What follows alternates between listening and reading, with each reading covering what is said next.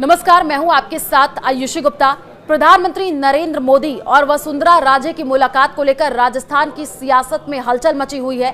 राजस्थान की पूर्व मुख्यमंत्री वसुंधरा राजे ने सोमवार को संसद भवन दिल्ली में प्रधानमंत्री नरेंद्र मोदी से मुलाकात की थी। जगदीप धनखड़ के उपराष्ट्रपति पद से इस्तीफे देने के बाद यह मुलाकात काफी अहम मानी जा रही है। इसके सियासी मायने भी निकाले जाने लगे हैं।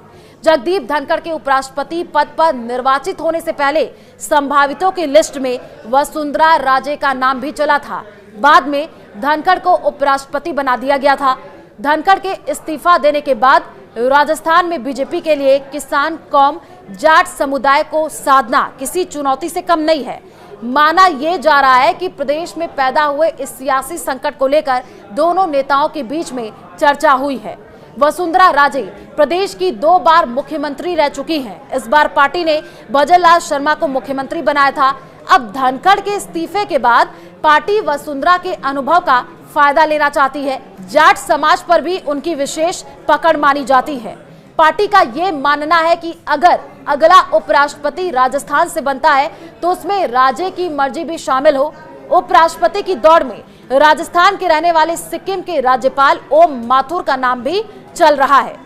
जगदीप धनखड़ के इस्तीफे के बाद से नए उपराष्ट्रपति को लेकर के भी अटकलों का बाजार गर्म हो गया है और बीजेपी के वरिष्ठ नेता केंद्रीय मंत्री मनोहर लाल खट्टर का नाम भी चर्चाओं में है। और जब उनसे एक सवाल पूछा गया तो उन्होंने जवाब दिया। जब उनसे पूछा गया क्या वो उपराष्ट्रपति के रेस में है तो उन्होंने कहा, मैं विकल्प चुनने के लिए पैदा ही नहीं हुआ हूं। मुझे जो सूचना मिलती है उसके हिसाब से काम करता हूं। इसका मतलब साफ है कि वो किसी पद के लिए अपनी पसंद जाहिर करने के बजाय पार्टी के आदेशों का पालन करेंगे। ओम माथुर और वसुंधरा राजे की अदावत किसी से छिपी नहीं है। ऐसे में पार्टी के लिए राजे को साधना जरूरी हो जाता है। इसके साथ ही पार्टी में अभी राष्ट्रीय अध्यक्ष का चुनाव भी होना है। हालांकि राष्ट्रीय अध्यक्ष के लिए भी वसुंधरा का नाम चला था।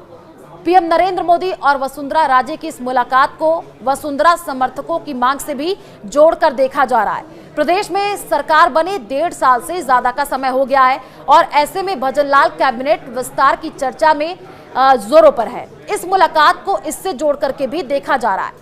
राजनीतिक जानकारों का ये मानना है कि वसुंधरा अपने गुट के नेताओं को मंत्रिमंडल और राजनीति नियुक्तियों में तरजीह दिलाने और अन्य संगठनात्मक मुद्दों को लेकर लंबे समय से पीएम मोदी से मिलने का समय मांग रही थी। तो क्या वसुंधरा राजे बनेंगी अगली उपराष्ट्रपति? इस पर अभी भी सस्पेंस बरकरार है और अगले कुछ दिनों में तस्वीर साफ हो जाएगी।